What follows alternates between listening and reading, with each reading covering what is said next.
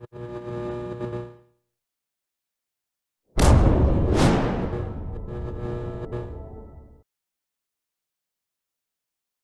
a long career in illustration, at 54, Sue set up Breakthrough Incentives, an independent tax consultancy focusing on R&D, and took it from 0 to a 2.5 million profitable turnover company in just 5 years, when she then sold it to EY.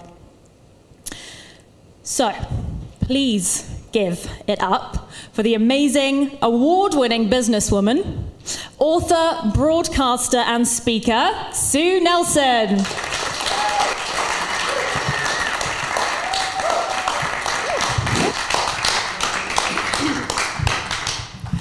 Welcome, Sue. Well, first of all, I was just chatting that bloke up and told him I was 36, so that hasn't gone down very well. And also, my name isn't Sue Nelson. Yes, and why not? Because you can get married when you're 59. Oh, actually, I was 60, sorry. So I've changed my name. Congratulations. Yeah, it's slightly embarrassing. So it's now Sue Warren Smith? Exactly. Great. So just in case you wonder why it's all different. Yeah, she's got 2 names online if it gets confusing. All right, Sue, shall we get into it? Yep. Right, well, I really like to start right at the beginning and talk about your whole life, so we're going to go right back to the beginning. The first thing I really wanted to ask you was, when you were younger, what did you really aspire to be?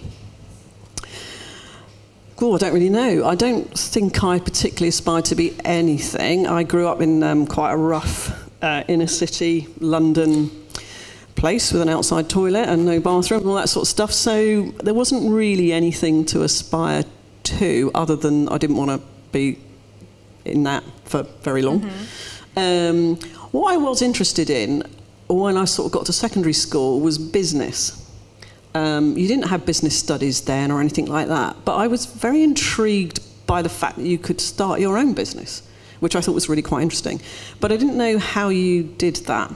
You know, there wasn't any route that I could see. And I wasn't particularly great at school, and I was short, and I had a squint, and I had a patch over my eye, and, you know, it wasn't a great start, frankly. A patch over your eye? Yeah, and then I married somebody called Nelson. Okay. How's that? How's that happen? So I couldn't really see a route, but I did think that getting educated was probably the way to get out of that. But so you were inspired to start a business. Did you have a certain role model, or who did you aspire to? Was there somebody in your life? I don't think so, really, because there weren't women role models then. So when I was a kid, in the 1960s, you know, the only women who had jobs that I could see was like Hattie Jakes from Carry On Doctor, who was the matron, you know, in charge, you know, or somebody who was in charge of secretaries or teachers, or there weren't really any role models in business at all, whereas now, thankfully, there are. So you decided education was the way. What did you study? Well, I didn't really pass any exams, so that was a bit hard, but I could draw. So I went to art college, and I think I might have got turned down by Brighton, actually. So I got a degree by being a designer. Okay, so you enjoy drawing, and that's what you ended up doing.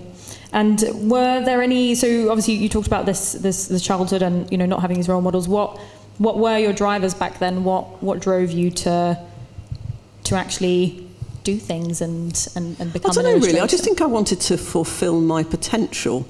And when I was at school, the 2 choices you had were to be a nurse or a teacher. And I hated kids, so there's no way I was going to be a teacher. And also, when somebody's ill, I've just got no sympathy. So I thought I'd be an absolutely useless nurse. And so I just really struggled to understand what you might do. But when I went to art college and I got a degree in graphic design, it's like, okay, I'll be a designer. I'll work in an advertising agency. I went to London, and then it all started to click into place. Yeah. And what was your first experience of work? A bit of a shock, I think. I worked in this sort of advertising agency. The guy who was in charge was called Howard. He was 6'4", and he had a massive beard. He looked like Father Christmas. And in those days, in the 80s, people used to go out and get drunk at lunchtime and come back and then work in the afternoon, which you don't really do now. And he just was a shouty bully, which I found a bit... Well, I didn't know that was the norm. I didn't know you could act like that. So that was a bit difficult. And I just thought, well, I just have to be really good at what I do then. You know, that's the way to get on. Yeah. But women didn't particularly get listened to or get any airtime. And again, I struggled to find out how. So how, if you're good at your job, but you don't push yourself forward, well, how do you, you know, how do you rise in your career? So it's all about just be the best, and then you can pull forward.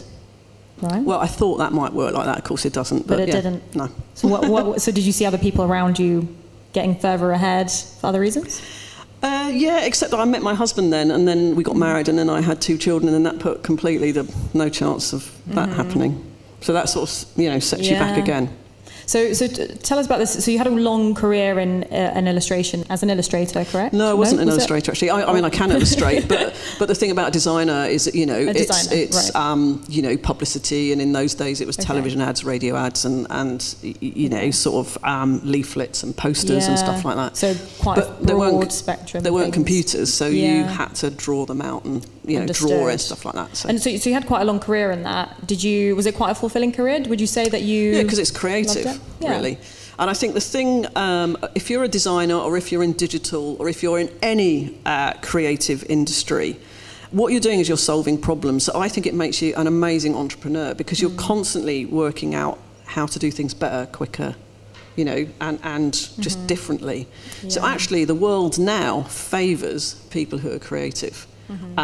So I would encourage anybody to go into the creative industries, particularly somewhere amazing like here in Brighton and Hove, because I think it better equips you to be an entrepreneur and to scale up and solve problems. Great. Well, and the creative industries are booming don't at the moment as well. Don't be a lawyer. Don't do that. Don't be an accountant. None of that. Get in and be creative. Cool. And so you mentioned about this boss. I presume this is the same story. So in your book, Swimming on My Own, really, really great. You said that you had some pretty bad experiences with bosses in the past, and I presume this is one of those experiences. Do you think that those experiences shaped you into what kind of boss you became?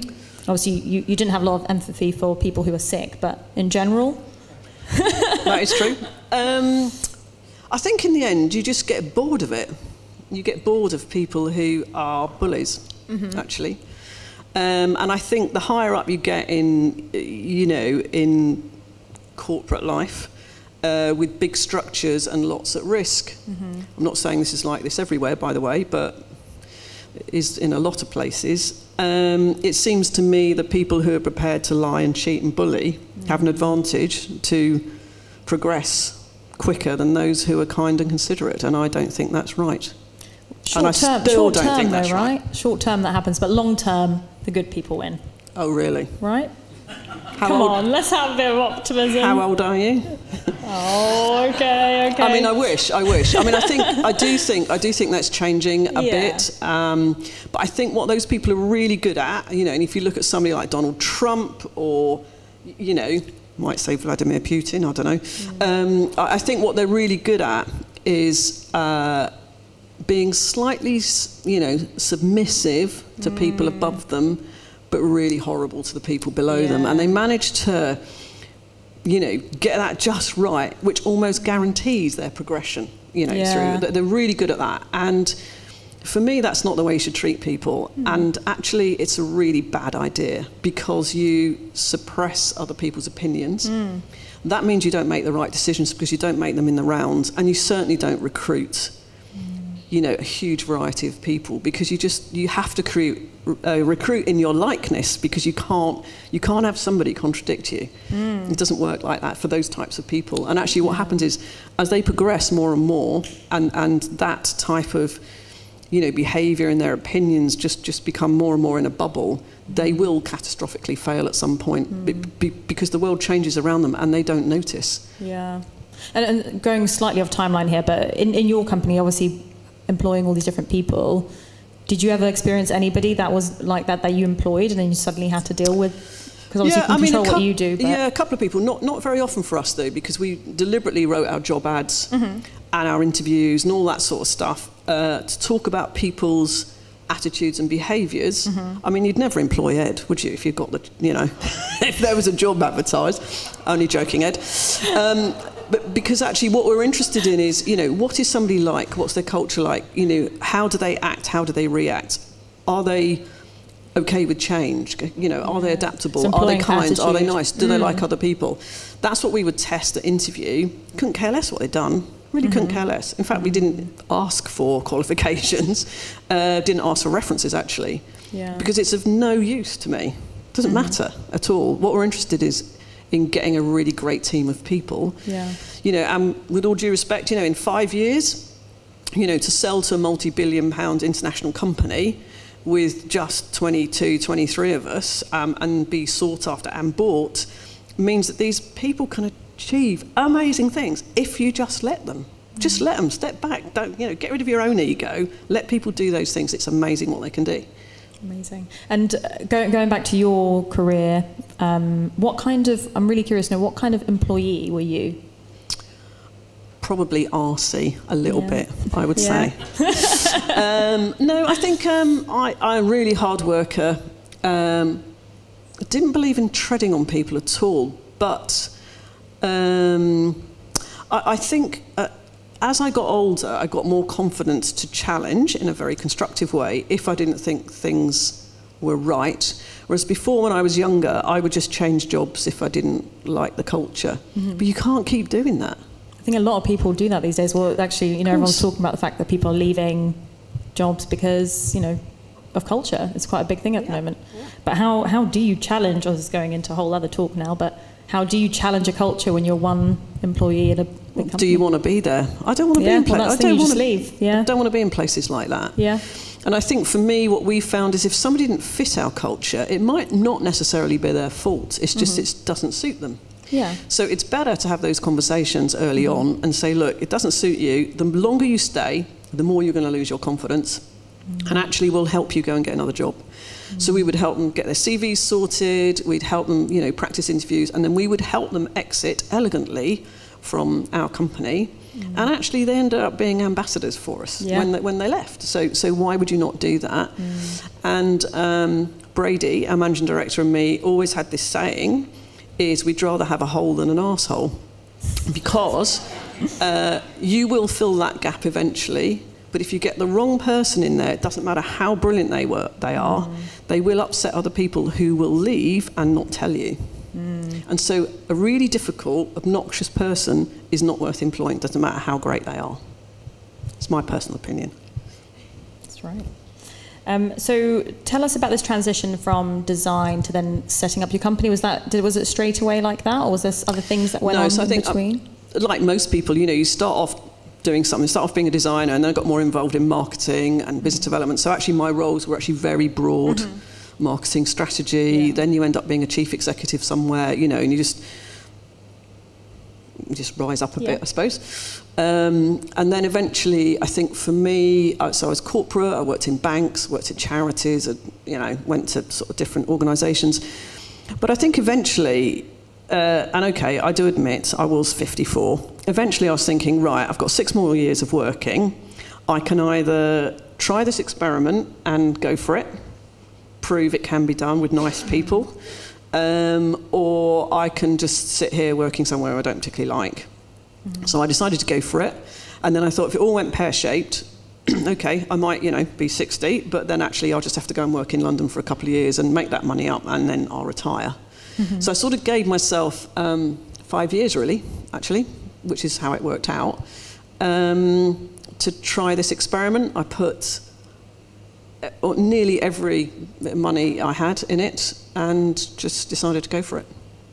Wow. You gave yourself 5 years to start, or to succeed? From the start to selling out. And you did it. I was always going to sell it because I knew I would run out of energy, and because of the age I am, it's like, well, you need to hand it over to somebody else. So I set it up deliberately to sell it, but we had a really good laugh along the way. Amazing.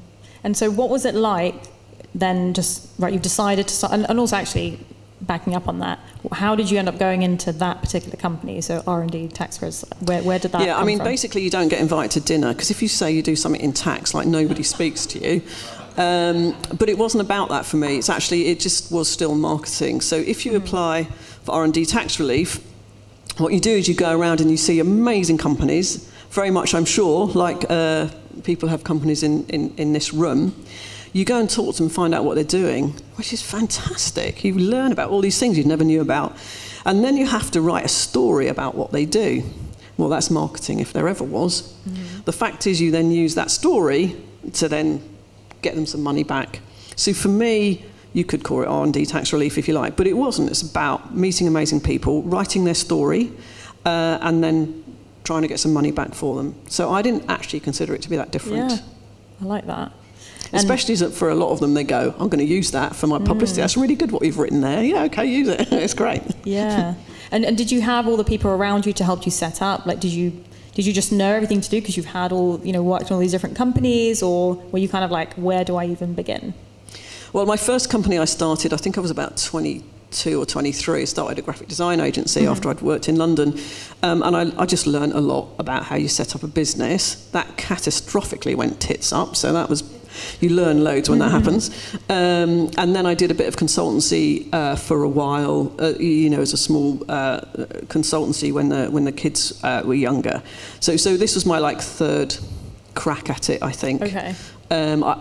I did have an MBA, so there's some academic stuff behind that. So I did feel quite well equipped to start. And can we talk about you being in your 50s? I think a lot of people... I'm glad you keep mentioning that. Let's talk about it. It's really kind. We've got to. It's kind a lot of people have come here to specifically listen to you about that. And a lot of people that I've spoken to about their stories, they've told me, and I don't know if this is just specific to some people, that their 50s are quite transitional for them in general, just like they end up making a lot of different decisions in their life, or just deciding to up and quit one thing and do something else. Did you experience that? I think for me, it's really hard to start up your own business when you have a family, because it's a massive risk. Yeah. And you've either put your house up or you've given up a job, and financially it's really, really tough and it's scary. I wasn't brave enough, I think, to do that. I was earning a huge amount of money and I don't think I was brave enough. But when your children have left home, you have no mortgage, and you're staring down the barrel of, oh great, I've got 20 or 30 years to myself. What are you going to do with it? That takes a massive amount of pressure off. It's like starting a whole new... And therefore your mindset is really different. Yeah. I'm not saying I wanted to lose that money, but it is different. And people who don't run a business do not understand how much you wake up in the morning and worry whether you can pay your own salary, let alone your employees' salaries, and how much is at stake, and how tough it is. They just don't get it. Whereas, my position later on is I didn't have those worries. It would have been a bit of a mess if I'd have cocked it up, but I didn't have as much to lose. I just didn't, and I could concentrate 100% on it. Yeah, I mean there have been some general research studies done about when people start companies and how likely they are to succeed. I think it was if you start a company in your 50s, you're 2.8 times more likely to succeed than if you started in your 30s. It's only because you've made stupid mistakes along you've the learned way. from loads of stuff, right? You're not any better. You've just learned a bit more about what not to do, I think. So this particular company, if you started it, 10 years before, 20 years before, do you think it would have been as successful? Possibly, but I think it would have been much, much more stressful. And I think I might not have made the same decisions because there was so much at stake. Yeah. So your risk tolerance, is different, and I think you have to take judicious risks as an entrepreneur, but your risk profile is different. That's really interesting about the risk profile. And it allowed me to take opportunities perhaps I might not have done. If I was in a different situation. I like that. Yeah, the risk thing must change a lot. And then in terms of your mindset in general, from running your previous businesses and then this one, was there any other shifts that you were things that you... It's great because you can do what you want. It's brilliant. You've got a boss. It's fantastic. And also being starting off as a designer, it meant I could create the brand from scratch. So we could just do what we wanted, didn't have to check in with a board who would go, oh, I don't think you should do that. It's like, well, what do you know? And it actually meant we could have some fun, I think. It was serious, but the team were just really good people. And if something went wrong, we weren't, we're not doing that again. And actually we could just change it and do it tomorrow. Yeah. And when you've got a big organisation, you can't react to that quickly. But that's the joy of having a small business. And that what gives you an advantage against your bigger competitors. You can move so quickly, and you should. So it sounds like quite a lot of it came naturally to you in this business. Was there anything that you weren't good at, or anything that didn't come naturally to you that just couldn't I think quite... after 35 years of working, I'd sort of, you know, I've been in charge of a lot of people, so I knew quite a lot about the HR bit, the legal bit. You know, I know how to do the finances inside out. Obviously, I'm a marketeer. So, you know, over those years, I was lucky enough to draw on all of those things. I think the difficult thing is when you scale up is what bits do I give to somebody else as we grow? So I kept the marketing to the last possible time that I could give it to somebody else. You know, but for example, Brady, who's a managing director, had a background in recruitment and HR. So the first thing is great. As soon as we get, you know, she can do that bit. And I think what you need to do is get people around you. And the first thing you do when you get in the office, when you're a bit bigger, is you look at what's on your desk and you go, who can I give that to? That's what you should be doing. Because you can't scale unless you start divesting yourself of all these different elements. So that in the end, you're sort of not doing much at all. but that's where you should be, because you should be having this helicopter view of how the business runs, but not operationally be doing stuff anymore. And that's where you need to get yourself to. If you're taking control of a lot of decisions, you will slow the growth down, because you will be the sticking point every time. Because people are waiting for you to make decisions, you know, whatever it is. Yeah. And the other thing I would say is you've got to get great at time management. It's really tiring.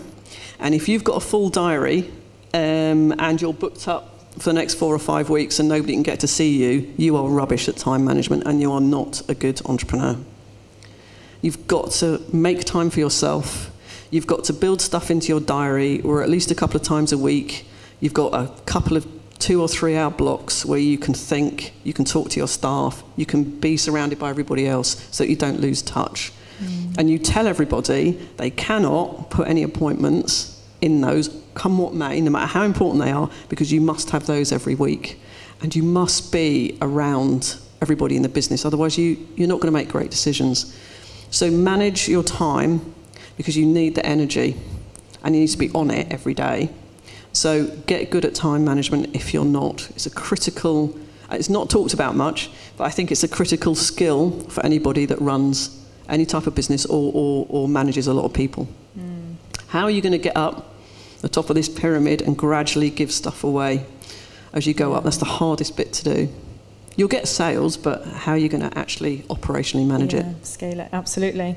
I really want to talk a little bit more about your team and culture and how you I guess scaled that culture. How many people did you eventually have working with you in the company? I think there were 22 or 23, not many. There was something that you've said, and I can't remember where I found this, but I'm going to quote you. It's probably a lie. You said success comes from imagination and freedom, about thinking in a non-linear way, and that the only way to do this is to have a truly diversified workforce. Can you share what you mean about a truly diversified workforce? So there's a lot of talked about agenda, which is one thing, but that's not truly diversified. And there's a lot of, talked about, ethnic diversity, but that's not what it's about either. It's about true diversity for me. So if I may be critical, and should we say this, but, if you look at the cabinet at the moment, the government cabinet, it's great. We've got people from all sorts of races, but you know what? They all went to the same schools. That's not diverse. It's ethnically diverse, but it doesn't really matter because they all went to the same schools and the same universities and they all studied PPE at Oxford and all that shit.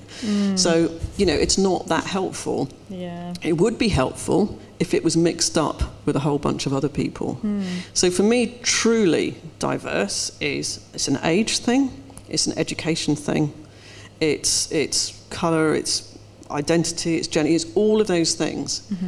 And, you need a range of people who, and you have to be big enough to let them tell you that you're an arse if you are, or you make the wrong decision. Because it's that type of debate, grown-up debate, that's exciting, I think. And you've got to make sure people will tell you if you're getting too big for your boots. Yeah. And how do you instill that culture? How do you lead people you recruit for in it. the right way? Yeah. And if somebody doesn't fit that culture, you have to have very grown-up conversations about the fact that they're not acting in the way that you want them to act, and they will be leaving if they don't adjust. But most times, if you recruit properly, people are relieved to find an organisation that will let them really thrive. Yeah. Nobody wants to go to work and do a bad job. Nobody. Absolutely. And this thing about imagination, freedom and non-linear thinking, obviously there's the true diversity side of it. Was there something to it as an individual of being more non-linear in your thinking, would you say? Is there something that you particularly, do you feel that you've approached your business in that kind of way?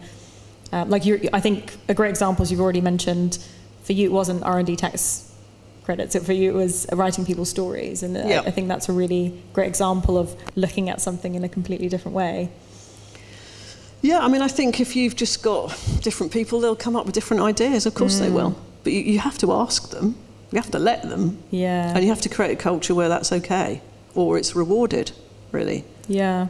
And did you, when you started the company, obviously you gave yourself those 5 years, did you have a vision for how big you wanted to build it, that you wanted to sell it? Did you have all of that planned out and drawn out on a vision board? What was your approach? What is that? I don't know. Do you know what I had? I had in mind an amount of money I wanted to retire on. Okay. Like a personal goal. Great. Because I thought, right, now if I have a house like this and then I need a pension, because I didn't have any money at all when I started it off, by the time I put the money in, and then I need to, say I live for another 25 years, 85, that's not too, that's not, if I'm good. How much money will I need? Oh, and I want to go on holiday. Oh, and I want a really flashy car. And but you can see clothes are not important to me. But, it's like, so how much money will I need in order to do that? And then I work backwards from that. Great. Well, I mean, that's a vision board. Well, most companies will sell between 3 to 5 times their profit. So it's like, okay, so I need to get to this turnover with this percentage profit. That will make me attractive to buyers, and therefore that's my target. Great. And I really want to talk about the sale as well. We'll get into that in a second. But first of all, I kind of want to go back through your journey growing the company. It all sounds like it went really well, and then you sold it. Tell us some bad stuff. Tell us what were the really bad moments, and how did you deal with them? Yeah.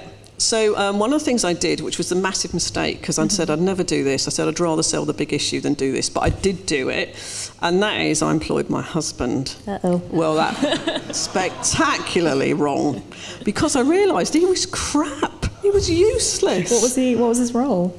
I don't know what his role was, really.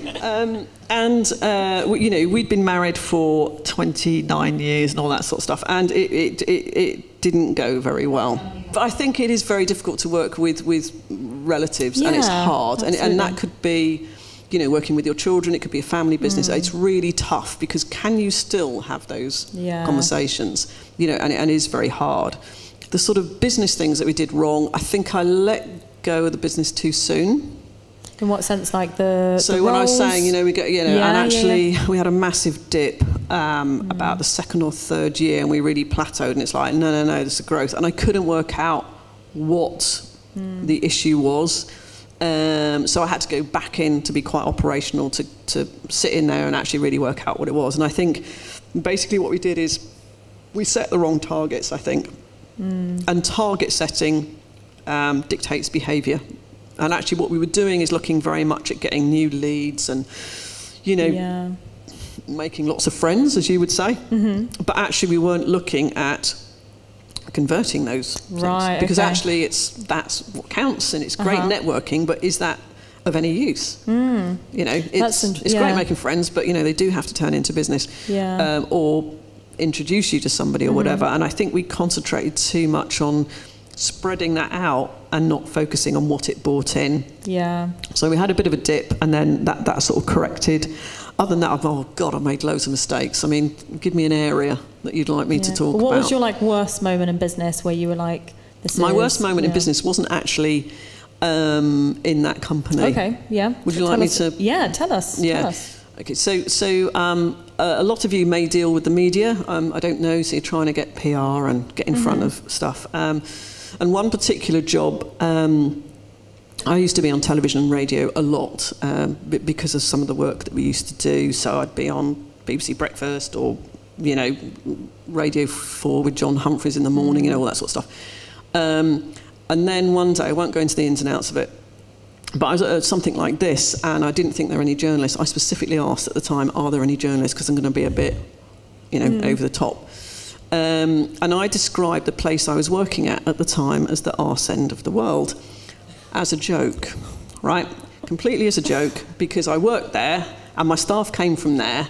And what I was trying to say was, we need to make investments in some of these communities. But, you know, so I said, so of course there's a journalist there who reported that word for word. And then it's like, as soon as I saw it, reporters like, this is going to go spectacularly wrong. And the problem with the press is they never put anything in context. Do never trust a journalist, okay, never. Don't ever say that something's off the record, because they don't take any notice of that. And they won't contextualise it. So yes, I had said that, but I said that because I wanted to invest in our community where we were based. Anyway, then it was like, well, this is a gift for journalists. So first of all, they can quite legitimately say that some woman thinks somewhere up north and she was born in London is awful. They love that. You know, Southerners don't get Northerners. The fact that I'd lived in Manchester for 20 years sort of seemed to pass them by. And then the second thing is, it means they can quite legitimately put the word arse in every headline that they have. No. So you can imagine, you know, the Sun had a big headline, Wigan rear. They thought that was very funny, as in Wigan Pier. And then, you know, this woman said that Wigan is the arse end of the world, and it was like, it was everywhere. Oh, God, it was catastrophic. It was on, I had to ring up my mum, who reads the Daily Mail. Apologies, everybody. God, I'm trying to wean her off it, but it's never worked. I was going like, Mum, just to let you know, I'm going to be in the Daily Mail tomorrow. Oh, right, is it one of the things that you're doing again? No, this is about, I've just said something like, it's going to be, all your friends are going to be talking about it. Yeah, whatever. Anyway, in the morning she goes, there's a double-page spread here with your photos saying arse and la la la. So I got known as the arse lady, which wasn't great. And to be honest, it actually, at the time, completely ruined my career. Oh, God. What? So I lost my job. Did you just, like, go and, like escape for a little while and then come back once people forgot? It was really hard. Yeah. Because when I went for interviews, I go, you're that arse lady, we're not employing you. So it's like, it was really difficult. Because we're laughing about it now, but if you imagine in the moment, that must have been absolutely... Yeah. Anyway, that's gone now, mostly out of social media. You can look it up if you want. There's still a few things hanging around, hence now you know why I've changed my name. But I learned a lot from that, I think, is that, you know, you do have to be careful with the media and the press, and social media, we know how many people have come unstuck in social media. So, yeah, have your opinions, do those things, but just be really mindful of, can somebody twist this in the wrong way and chop it up, you know, and use it on its own. And it's quite hard to safeguard against that. Yeah. So if you do find yourself, you know, as a spokesperson or doing that regularly, you've got to be trained. And make sure you only put yourself in a position where you feel comfortable, and never say stuff if you don't have to, I think, is the thing. So, yeah, I've done loads of stupid things like that. That's helpful. Brilliant. We've all learnt something, how to speak to journalists. Yes. So I really wanted to get into the sale of breakthrough incentives and this journey with EY, which is really exciting. Congrats on that again. Thank you. Yeah, go on. Well done. Timing was amazing. It was 2 weeks after COVID hit. Oh my God, that was close. So how did it all come about? Obviously, were you preparing some people prepare their company for sale and then go for the sale? Did they approach you? How did it all come about, if you're allowed to say, or what you're allowed to say? The first thing that happened is we were getting attractive to buyers because we had a 40% net profit, not gross profit, which most of you will know is an astounding achievement, especially with, you know, so we're doing $1 million profit on 2.5 million with 23 people. So it's an astounding achievement. So obviously that made us quite visible to some people. So the first thing that happened is this guy got to know about us and said he was quite interested. Now, his name was Nick Gold, and I didn't know who this person was. So he said he was quite interested in the company. Would I go and see him? So I thought, oh, okay, I'll go and see him. And I think that what happens is when your company becomes attractive, people will start to talk to you about buying. And in my experience, I think the first one or two who come and talk to you, they're not the ones you should sell to. Don't be flattered by it. I'd go through that process because you can learn a lot, but don't sell at that point. Anyway, this guy, so I turned up at St Pancras, and then he sent a car to come and get me. Already starting to woo you, yeah. Yeah, I wasn't expecting a beat up, Fiat Punto, obviously, but it was this huge, big VW thing with blacked out windows. And when I opened the door, it was all leather. There were 2 television screens, a coffee machine, and a champagne bar in it, and all that. So his chauffeur took me to his house, which was huge, in North London, and there were these sort of uniformed staff, puffing everything up. And then he told me to come down into his bar in the basement, who conducts meetings in his own bar, which is really, really naff, I tell you. So he stood the side of the optics, and I sat on a bar stool. And then he started questioning me about the company and all that. And I thought, I actually really quite liked him. I mean, he was ridiculous, but I really quite liked him. Anyway, so I thought I won't hear anything about that again. Anyway, he then said he would like to come and see us. So he then came, and I won't go into it, but it was quite obvious that his culture, he was very shouty on the phone and rude to his staff. It's like, no, definitely not. Anyway, he offered me £1 million. And he said, I will give you £1 million if you won't talk to anybody else for the next 6 months, and I can track your business, and then I will decide how much I'm going to pay for it. And he said, and if at the end of 6 months I decide I don't want it, you can just keep the £1 million. Anyway, so I thought about it for about 2 seconds, and I went, no, I don't really want to do that. Well, the reason why I said that is me and Brady stalked him on social media. Oh my God, it was hilarious. So this guy, Nick, was described as a multi-millionaire music mogul, and he just got married to this woman who was, Aldo Zilli, the celebrity chef in America. It was his daughter, and she was described as a beauty who did reality TV. Not sure what she did. And then they'd had this wedding I think it was in Florida somewhere, where there was hundreds of guests who appeared to be wearing not much, I have to say. And there was photographers everywhere, and God knows how much this wedding cost. And then they had another sort of second wedding, is it? I don't know, in London, where Boy George did the music and all that sort of stuff. And it was him. Something not selling to him, but we thought it was absolutely hilarious. And then I think it was about 18 months later, we found out that he went spectacularly bankrupt, owing £22 million.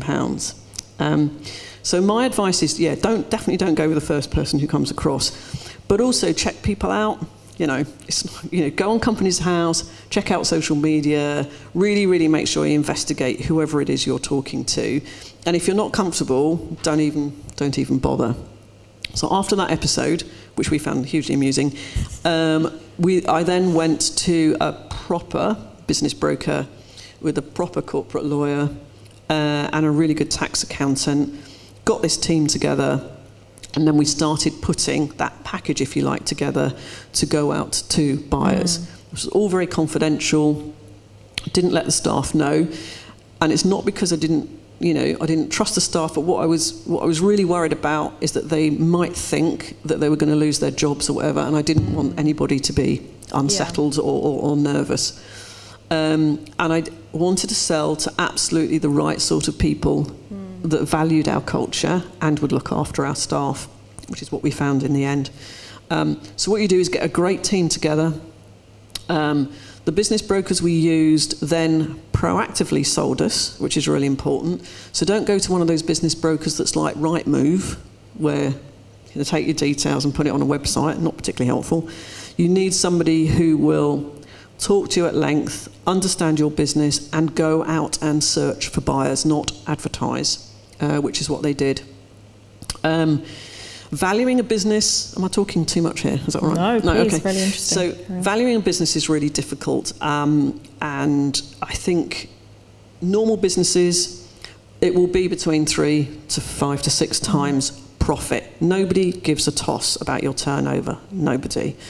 I think the only time where that differs is if possibly you're in digital and you have some great intellectual property that is hugely, hugely protected.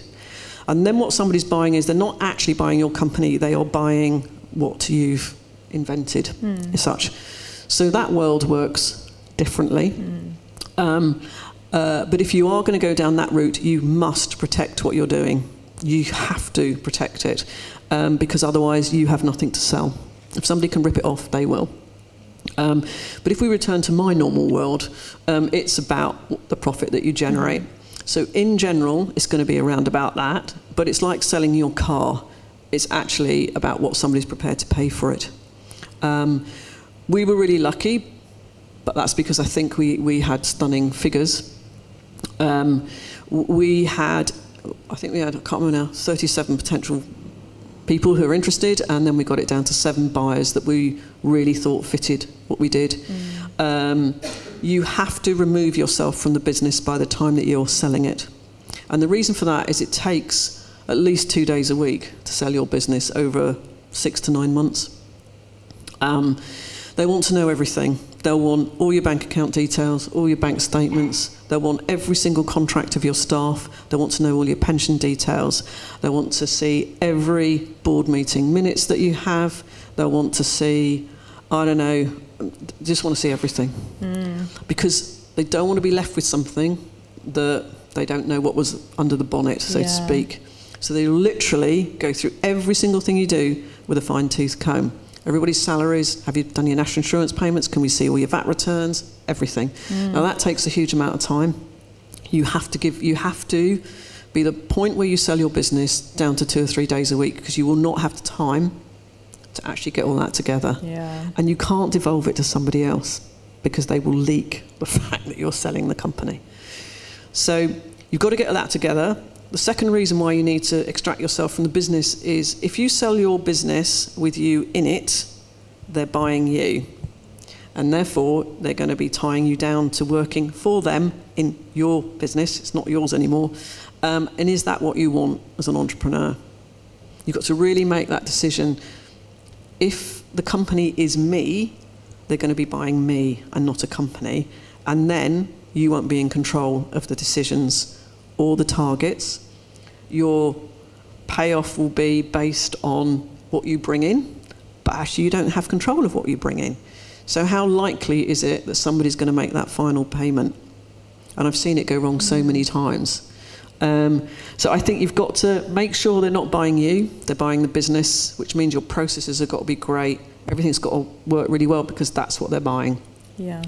If you name your company after your name, that's a difficult one as well. You're not going to be able to sell it, I don't think. It's quite difficult, because they'll want you to be an ambassador, and they'll want you to do this and want you to do that.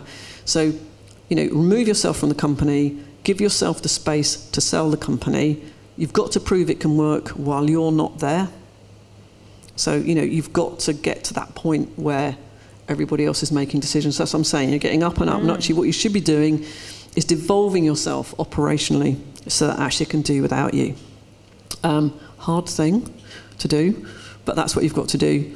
And then you get down to the basics of negotiating price and all that sort of stuff, and all the tax things that go with it, which is a boring nightmare, but it's got to be done.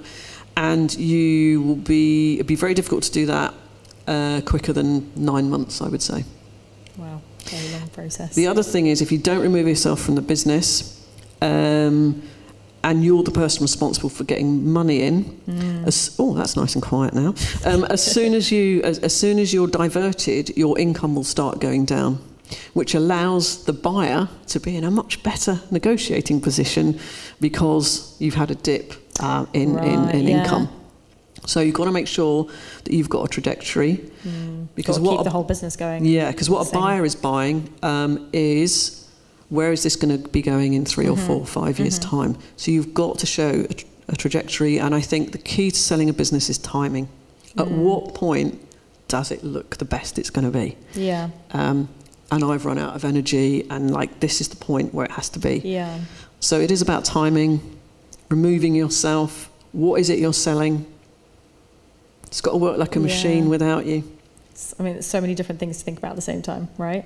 And then with once it got acquired, I don't know, people talk about like there's this one day where actually everything gets signed and it's done. Not strictly true, actually. I would liken it to selling a house. Mm-hmm. So the best way of doing it, and what happens often, is that you will exchange contracts. Yes, we agree. This is the figure. This is what happens. Now, this is the date where we're going to sign. Mm-hmm. So the exchange contracts, at that point, they can't get out of it. But often they'll say, we will then sign on the dotted line on this particular day, but you have got to have done these things before we get there. Mm-hmm. So there will always be a couple of things that are outstanding. Yeah. So, again, a bit like selling a house, to say, are you going to leave the curtain poles? Are you going to do this? Is that window's broken? Can you fix that before we move in? Yeah. So there will often be a gap between what I would call exchange of contracts and then the decision to sign. And it's probably a good idea to have that. It's very hard to get all that done in one hit. Day. Yeah. And did you celebrate once it was all done? Well, do you know, it takes so long. I was so relieved. It was like, it's the biggest anticlimax in the world, in a way. In a way. It's like, oh, God, thank God, thank God. So it was hard. I think for me as well, if you have a gap between exchange and signing on the dotted line, it gives you the time where you are in control of communications. You can then go and tell your staff exactly what's happening, because that is really, really, really important. So for me, the day that happened, we got all the staff together. They didn't know anything about it. Sat down, and there's 3 things you need to tell your staff. The first thing is, I've sold the company. Second thing is, not a single person's going to lose their job. And the third thing is, you're all going to be still here with the same contracts. Nothing's going to change. It's just a different owner. Because nobody's interested in anything else. They're obviously worried. Yeah. So then you can say, we'll give you more details, and we can do that now if you want, but I'm just telling you that now, so that you're all absolutely, you know exactly where you are. And I think for me, you must remember that, because you want those people to stay for the new owner, and you want them to still carry on and do it as we always did it. It's just that I don't happen to be there. Didn't want me there anyway. And so after you got it acquired, you didn't retire, really? You've been doing loads of other things. So nearly every time you'll have an earn-out of some sort. So nobody will give you 100% on when you complete. The most you'll get is 70%. It's between 50, 60, 70%. So you will get a chunk of that, and then the rest of it will be dependent on what you negotiate over the next period of time. So a lot of it is about handover, and all that sort of stuff. They might ask you to work on specific projects or manage specific clients, and that is for you to negotiate. My personal opinion is, don't negotiate you bringing in a load of work and all that when you're not in control. Because it's not fair. They might change the goalposts. They might say, oh, actually, we're going to move this over here and that over here. And it's like, well, no, I can't bring this in now, So, be really careful, be more careful about the earn-out bit than the actual, on the nail day sort of price. The other thing that you must remember is, when you get a wodge of money, you will pay 20%, what used to be called entrepreneurs tax relief. You'll get free of tax for the first $1 million, but after that is 20%. So you need to remember that is what you're going to do. If you use a business broker, which I would highly recommend, you're very unlikely to get anybody that's good who will take less than 5% of what you get for the business. So you can see already you're beginning to chip away at that. It's very unlikely you're going to get a lawyer that's going to charge you less than 50 grand for doing it properly. So you might think you're going to be hugely rich, but take all those things into consideration. So I would say, in all honesty, if you sell your business, you're only going to get 75% of that. And don't forget, you're not going to get it all in one go either. So you've got to be really careful about what you agree in the sort of earn out bit. Try and do it for 2 years and not 3 as well. And so... Sorry, I know it's a bit boring, but I think it's really important if you're selling a business. And so now you're in the food journalism business. No. You talk about, you've got food. No, so one of the things we did is, so one of the things I did is food clients were big for us. They innovate a lot. So we were getting a lot of R&D tax money back for these guys. But in terms of marketing, it's like, well, how do you get to them? They don't know that if they're spending ages developing a vegan something or a gluten-free something, that they can get this money. And if you phone up and go, hi, my name's Ed Chin, and did you know that you can get 50 grand back if you do this? Yeah, right, mate, put the phone down. You're not, you're not going to do that, and nobody's going to take your call, they're busy. But what we worked out is if you go, hi, we have this amazing radio program. We so want to talk about your product so that we can promote you, you can get more business. Are you okay to come to our studios and record podcasts with us? They always go, yeah. And then that means making friends, which is exactly what this is about.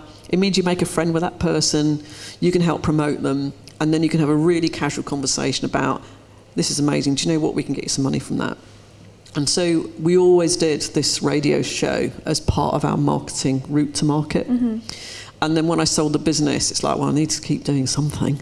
So I've carried it on. And the point of doing it is we just want to promote amazing companies, and that's growers and farmers, and just make sure that the great British public buy local. So it's a charitable thing from my point of view. But I've been doing it for 5 years, so... Amazing. We've got over 300 podcasts, so. Wow. And also, when they come to the studio, they bring loads of stuff with them. So I get to eat loads, I get free gin and all that sort of stuff. So it's worth doing. That's brilliant. Yeah. And what other stuff are you getting into now? I'm just on a number of non-exec boards for charities, and I do spend a lot of time trying to mentor small businesses, particularly women in business, because I think sometimes they're not as confident as they should be, and they definitely don't get the funding they should. Bit biasness there. Yeah, I mean, that's a big one for us to tackle there. But around in terms of funding, I guess we didn't really talk about that. You didn't raise funding for your company. Did you raise funding? I didn't use any funding. I couldn't get any. You couldn't get... Did you try to raise? Yeah. Oh, you did? Well, I didn't try to raise it... Have I just... No, it's on. Oh, it's on, is it? It's on, that's good. Yep. I didn't want to give away any equity, but I did try to get loans and stuff from banks, factoring companies. No, not a dicky bird, nothing. Nothing. Yeah, and I guess also... Well, it's a whole thing. We'll get into another time. We're running out of time. I want to get to questions. But big thing, and I know that you are quite passionate about female entrepreneurs and all that kind of stuff. So, I mean, there's so much on Sue online. There's so much you can find in terms of your podcast and your ebook and all that kind of stuff. So I'd highly recommend everyone checking it out. She talks about some really interesting things. One final thing I wanted to end on before we go over to questions is you talked about this factor of imagination and freedom for success. I just wanted to ask you about, you've had all these different transitions and you built this company that you sold. What other, 2-3 vital things were there that helped you to achieve that success? So just kind of rounding up, what are the most important things that people could take away and potentially apply to their business? The most important thing is it's really, really hard to run a business. It's tough. And, we know that after 3 years, 2/3 of businesses that have been set up have gone under. Or it's been too hard and somebody's given up. Don't give up. It's everybody finds it hard. Everybody's, sat there in the dark, crying or worrying, whatever it might be, and that is perfectly normal. It's perfectly normal. And I read somewhere again, which drives me insane, women can have it all. No, you fucking can't. You can't. You are juggling, and it's the same with guys. You're juggling, and it's hard, and you drop some of those balls some of the time, and everybody does. So if anybody makes it look easy, that's rubbish. It's hard. I've made lots of mistakes. There are points where we could have not made it, I think. I'm just like, I'm not giving up. I'm just not giving up. I'm just going to do it. I'm just going to do it. You know, get a mentor, go and talk to somebody, whatever it might be. It's hard, but please don't think that being a success is easy. I think successful people make it look easy, and because we're British, we play it down. So, you know, it's a hard journey, and that's the message I think I want to give. It's not easy, you know, and sometimes people make it look easy, and people say you can have it all. Well, you can't. It's, you know, some things have to give sometimes, and you get the balance wrong, you know, but you'll get there. You'll get there. But so don't beat yourself up. I think a lot of people in this room will Don't relate beat yourself to that. up about it. Yeah, it's really, really important. Thank you so much, Sue. Thank you for spending your evening with us. You have been really honest and brilliant and funny. So please, I don't intend to be funny. It just happens. it just comes naturally. So please, everyone, please give Sue a big round of applause.